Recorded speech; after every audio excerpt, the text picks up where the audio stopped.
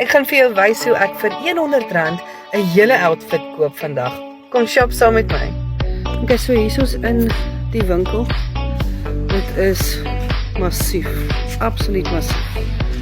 En julle die pryse is R15 vir hierdie broek. Ek kyk bietjie hier hoeveel kos hierdie shortie, hierdie pragtige shortie vir die somer is kyk R40. Die pryse is insane en die klere is pragtig, absoluut pragtig. Hier is 'n jean, daai ene, kyk, hy het nog nie 'n prystag op daai ene nie. Die klere is stunning. Kyk jy.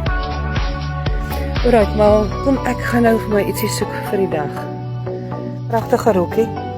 Met so 'n verskriklike mooi tekstuur. Kyk die prys. Ek sê dit is vir ietsie gemakliks, iets comfortable. Maar nog steeds mooi. Hierdie grys toppie is R29 en ek hou van hom. Is mooi.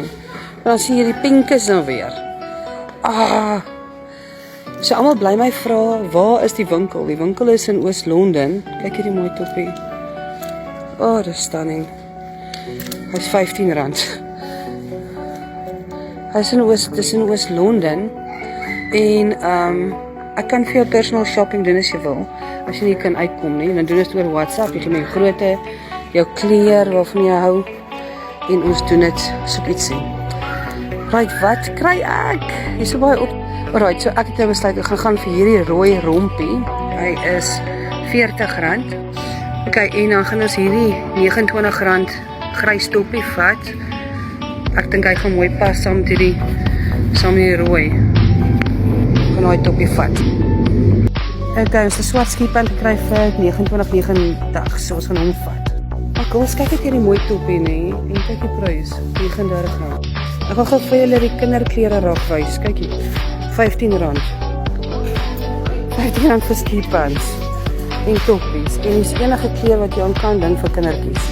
En die mooiste klere vir kinders. Ons het net klaar geshop en ek gaan nou vir julle items by die huis wys. Ons is op pad huis toe.